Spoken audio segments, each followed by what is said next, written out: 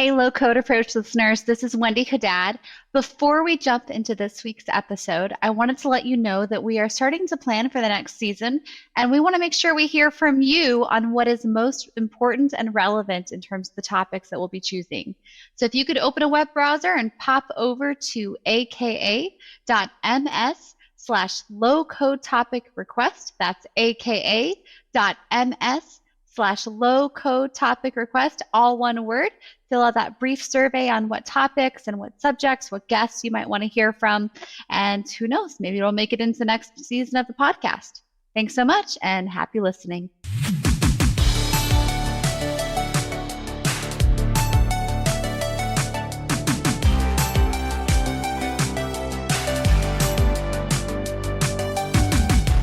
Hey everybody, welcome to a new episode of the Low Code Approach. I am Sean Feeney, a Senior Product Marketing Manager on the Power Platform team, and I'm joined by... I'm Wendy Haddad. I am a Senior Cloud Solution Architect, Delivery Lead, and a former customer of Microsoft, and I am joined by...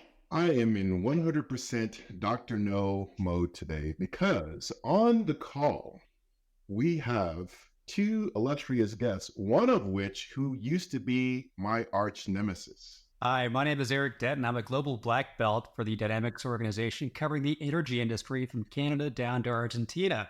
And Ken was my customer who bought the entire Power Platform for his last company. Hey, Ken. Wow. So, Eric, I'm going to refer to you as Dr. Yes, the arch nemesis, or Professor Yes. Yeah, you know what? No, Professor Yes. I think that's going to be cool. So, Eric, I just want to go into the first question because we know you've got such a positive outlook on this. But why should companies consider the Power Platform? Like, what specific business problems are they solving when they use something like Power Platform? I think that's a great question. Really, there's a lot of problems companies have today. The biggest one is you've got more positive NPV projects you could be pursuing than you've got time or resources to pursue. We don't have developers sitting on the bench waiting for work to do. So we've got to figure out of the stack of projects that I could be doing, what should I do first, second, or third? What has the best ROI with the shortest tail? Really, Power Platform gives you a way to do more. I can get more done, code faster, have more applications delivered to my business than I can with traditional development methodologies. I think one of the best comments I ever heard was Power Platform changes the idea of what an application is. It's less of a pet that you keep forever and more like livestock. I'm going to keep it till I need it, then get rid of it when I don't. So that kind of empowerment is the big value you get in Power Platform is how do I get everybody involved in finding solutions for my enterprise? And that was one of the big keys for the company that Ken formerly worked at that had a spirit of innovation. People were allowed to develop and build new things.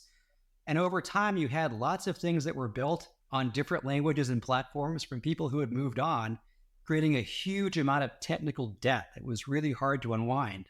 They didn't want to discourage that culture, but wanted a better way to contain it, to see how to use it and actually how to track it all a little better. So for someone like Dr. No, having the ability to see all the applications everywhere in the world, attestation of who is using what when, and also give them better tools was very attractive. And that's how you get no to yes. So Sean is so excited about the technology, he totally forgot to introduce our other guest. So I am going to let Tara Mason introduce herself. So Tara, a couple questions for you because I want you to add on to what Eric said. So introduce yourself, and then I'd like you to help me understand both, again, the value prop from what Eric said, but how are customers actually realizing that value proposition of the Power Platform today? Yeah, absolutely. And thank you, Wendy and Sean. I won't hold it against you. My name's Tara Mason. I am a low-code Power Platform specialist here at Microsoft. Been here for almost 3 years, and I focus on our software and digital platforms operating unit. And I talk with organizations all day, every day about low-code and leveraging the Power Platform. Kind of going back to Sean's question, I think companies really need to consider the Power Platform because honestly, what we're doing is the future and it's changing the future. To echo what Eric said, things are moving faster and quicker than ever before. And organizations that are adopting methods to help them speed and digitize, have more agility, be more scalable, improve operational efficiencies, these are not just the organizations that are going to be relevant in 5 years, but the ones that are thriving, right? Things are moving faster than ever. And the Power Platform is going to help with that because the time to value in leveraging this platform is astounding, right? Projects that were taking organizations years are down to months.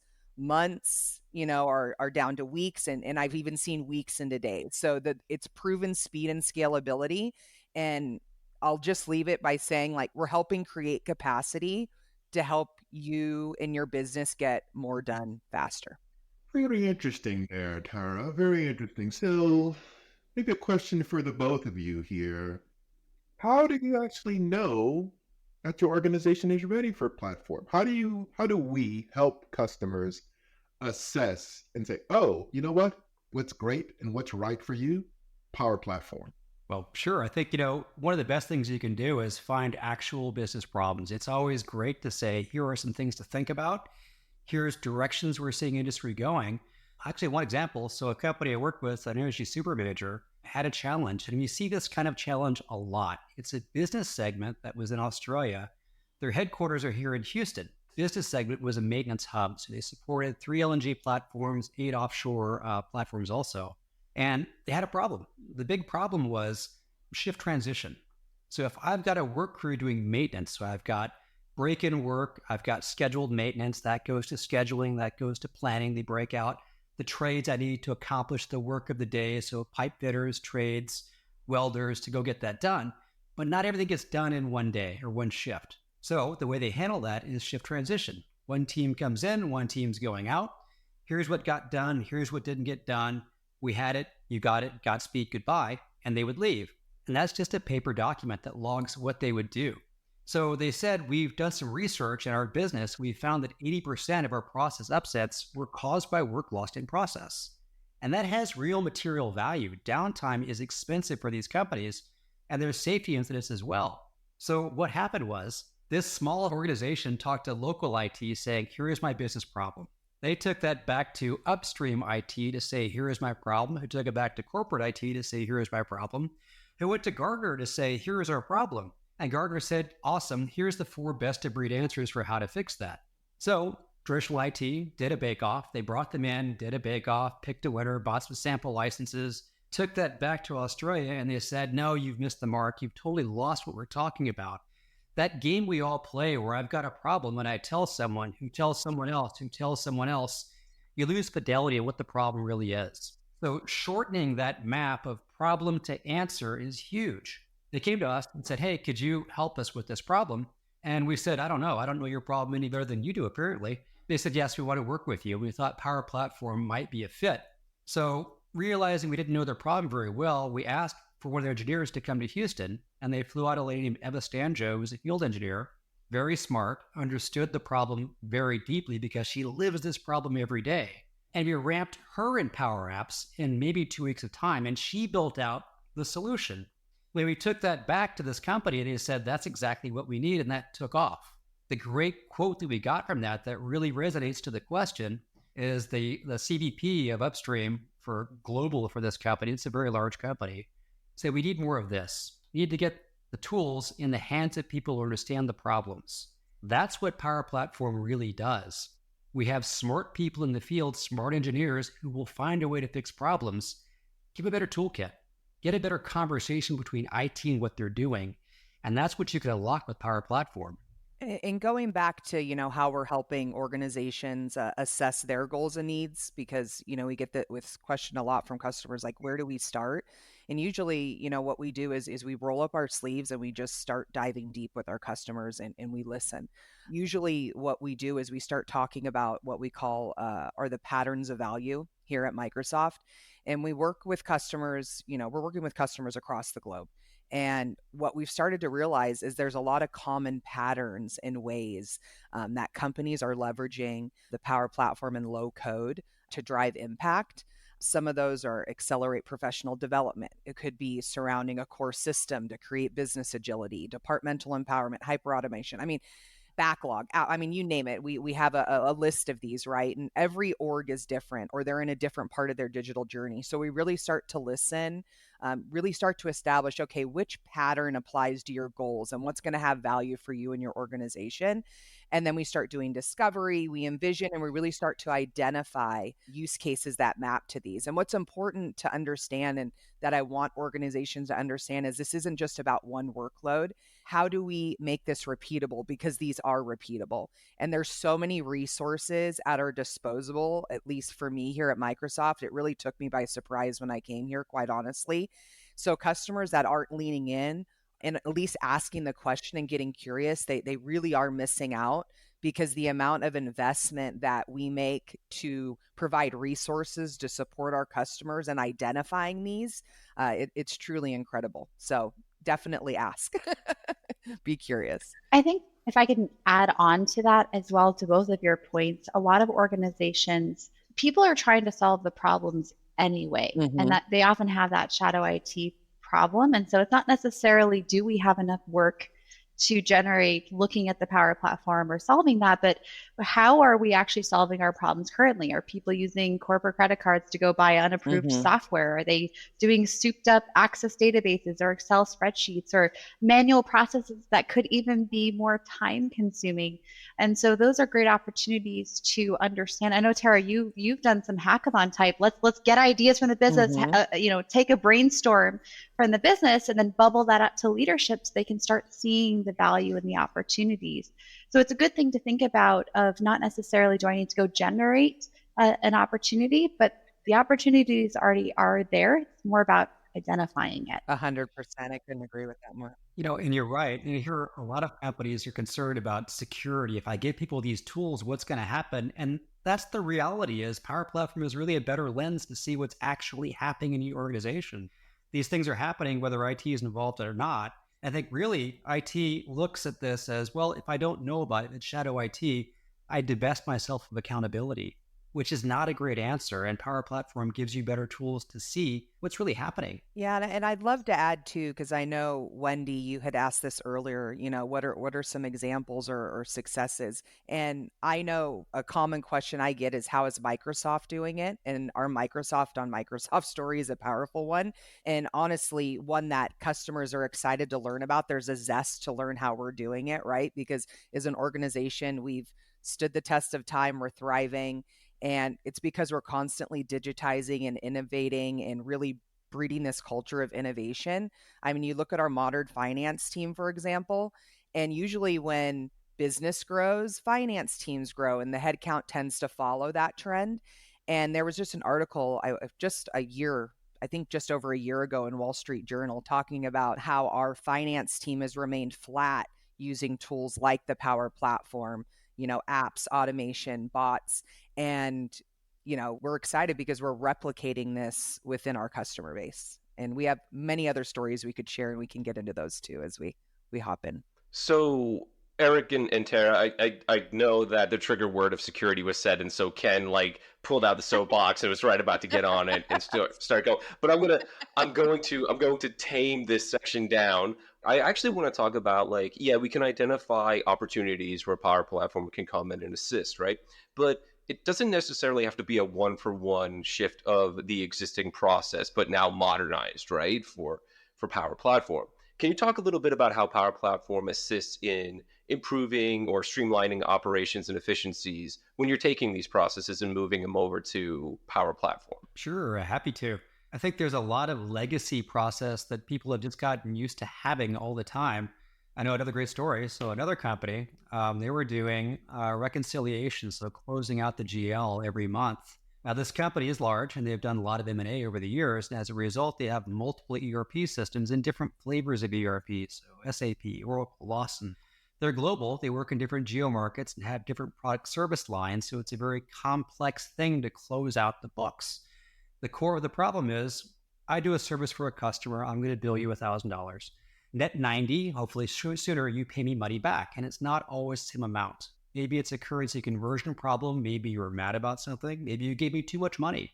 So I've got to figure out what the cause of variance was and annotate cause of variance so I can close out the books. Now, the way this company had been doing it, because of complexity, was very manual. So they were exporting entries for the month into Excel. So very long Excel sheets. They sent that down to low-cost consultants from Accenture in the Philippines who would go line by line to say, it's the same, approve. It's not the same. Okay, how much variance was there? It's $5. Okay, what are the business rules for that product service line and geo market? Is it acceptable or not? If it's acceptable, close it out. If not, make a second Excel sheet. Once they had those broken down, send those to the right comptrollers to annotate cause of variance, bring it back together, reconcatenate it, put it back into ERP, close out the books. So they were looking at buying a third-party product to do this reconciliation. And we said, well, wait a minute, we can fix this process for you with Power Platform. So we actually went to Singapore to the MTC. We did a workshop with them. We brought in their finance team from Kuala Lumpur and walked through that process. And what we found was you could use Power Automate to pull things out of the ERP systems. We knew if it was within tolerance, just to prove it. No one had to look at it.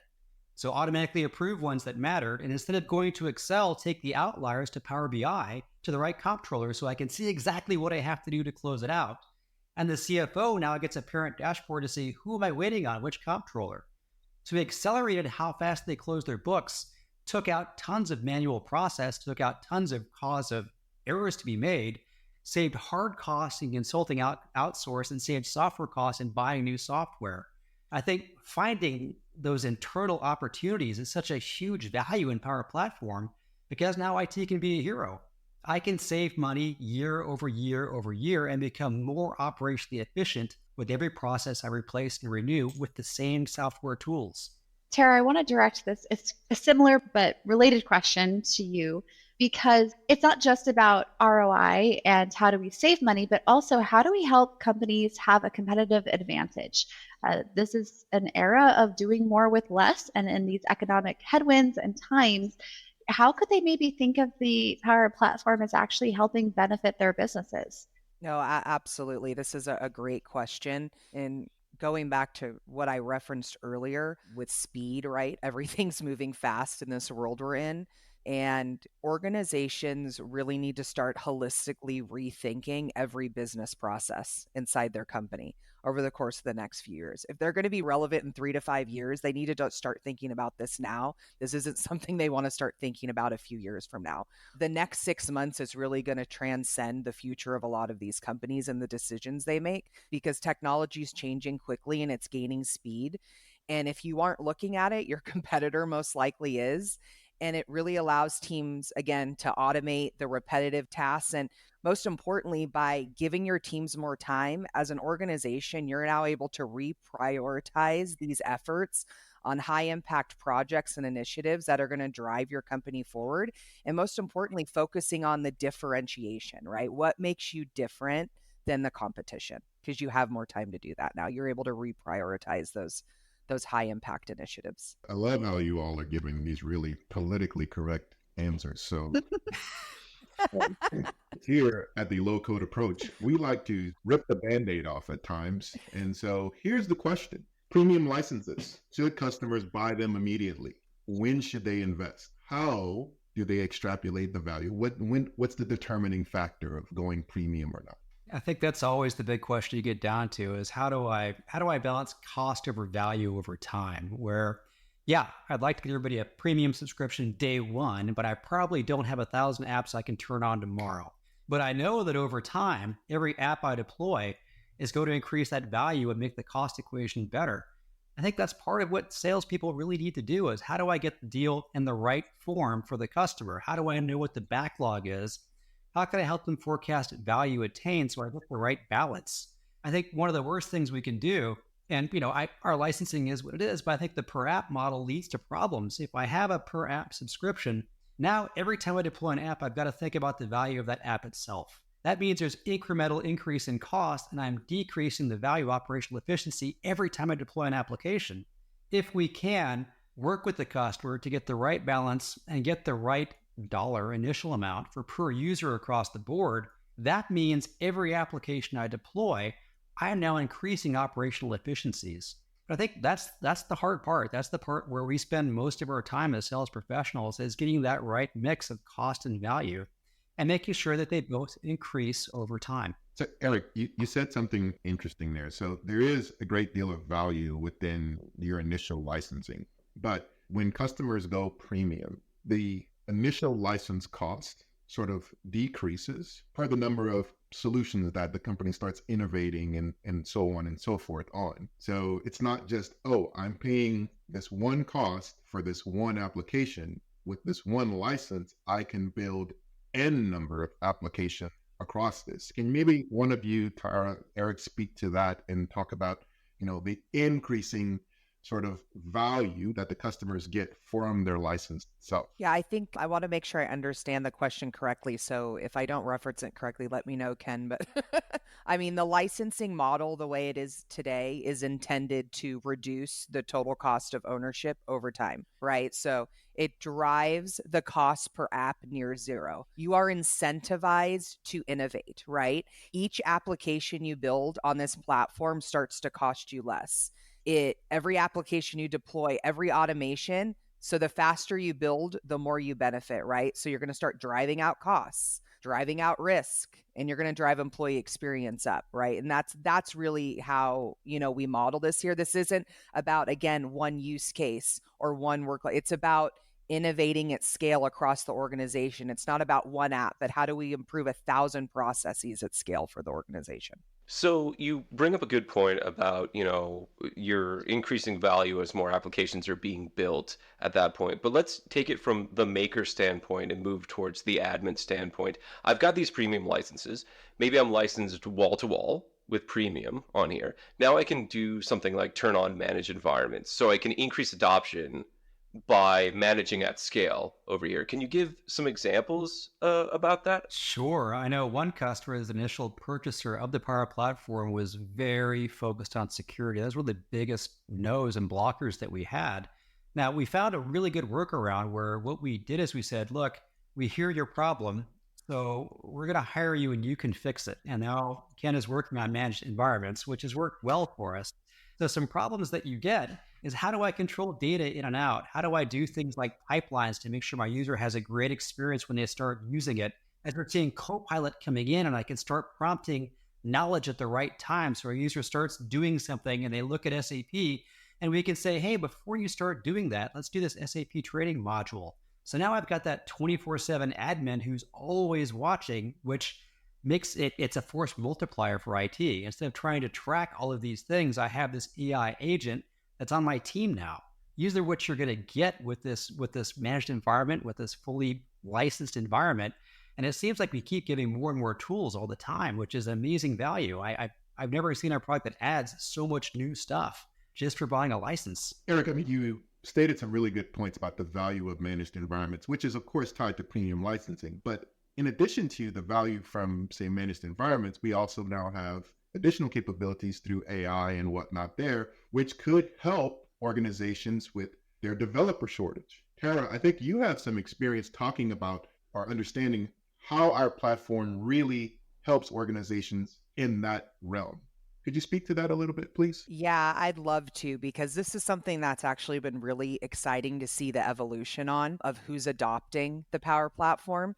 Because before it was like low code was over at the kids' table, right? There was like pro coders over here and then the low coders over there. And unfortunately, again, with the fact that organizations need speed to, continue to compete in this market, the future, unfortunately, is not going to be to teach everyone to code. I mean, there's stats out there that are saying there's 750 million apps that need to be built in the next 5 years, and there's a shortage of developers. So unfortunately, we have to adjust. And, this is, how do we help pro developers accelerate? And, what we're doing is we're reducing development times by 40%. These are stuff coming from Gartner and these market leaders. And AI is helping, take things even further with that. And what I thought was very interesting was I was introduced to a partner a few weeks ago, a new partner in the software and digital platform space. And when they opened up their Power Platform vertical within their company, they went to this team of pro developers and they said, oh, Power Platform? No, well, let us test this out first before we agree to basically take on and open this new vertical within our partner organization. And what they told me was they are all in now. They have opened up this whole line of business within their partnership organization. And I've started bringing them in with customers because they can speak to these pro code developers, because they said there are no limitations for them. They're like, it's helping us get 80% where we want to be, sometimes 100%, but it's helping us move faster. And we were able to change our mindset of what low code could do for the pro developer space. So again, that's something that I've really seen an evolution on, because this used to be, citizen development. And, that's what people thought low code was, and it's not anymore. We are meeting everyone where they are, and it's helping everyone speed innovation. So Tara, that was awesome, but I'm going to drop a bomb now after that fantastic response. To close that gap between pro developer and citizen developer, how does Copilot fit in to help, and especially address the app shortage that we need to build these? So what are your thoughts there? Yeah, 100%. I'm so glad you brought this up, because what's really exciting about AI is it's helping us take things further and really changing the balance of participation, right? Of who can help, right? It's building bridges between people, the pro code and, the citizen developer. People that have business expertise and process expertise are now getting closer to people with the technology expertise. And you could build things like hybrid teams, right? And so when you have AI and copilots, it's really, really powerful, because again, we're able to leverage Power Platform to support this, and again, build that bridge between organizations and empower everyone to do more. I think also one thing, I've actually been having this conversation lately with a customer, is that Copilot in Power Platform actually helps your citizen developers and your makers build with the best practices in mind. I think about Power Apps and how we're designing responsive apps, or allowing you to establish your Dataverse database schema. But that allows your IT departments and your pro developers to be able to come in where they're actually needed versus developing the full end-to-end solution. We didn't even get into fusion teams, but I know Tara and Eric as well, you've probably seen a lot of that. I'm going to use that as a teaser, because unfortunately I am getting the countdown of we need to start wrapping up this episode. So one final question to you both. Maybe Eric, we'll start with you and then end with Tara. What is your favorite Power Platform resource or resources that you like to point customers to as they're evaluating the business value and proposition and how to determine that ROI for their companies? You bet. So we actually have a team that will help customers do BVAs. So shout out to Irvin Martinez and Bob Yates on the GV team that will work with the customer to flesh out what the BVA looks like. We'll get real numbers based on KPIs relevant to that specific industry to help them make that right business case internally on why the Power Platform makes sense. Gosh, there's a plethora of resources. I would like to share one that I feel like people could have easy access to that are listening to this podcast. I was introduced to John Landgrave videos recently. So if you have questions on scaling governance, I encourage you to go look those up on YouTube, including our product and PowerCat team videos.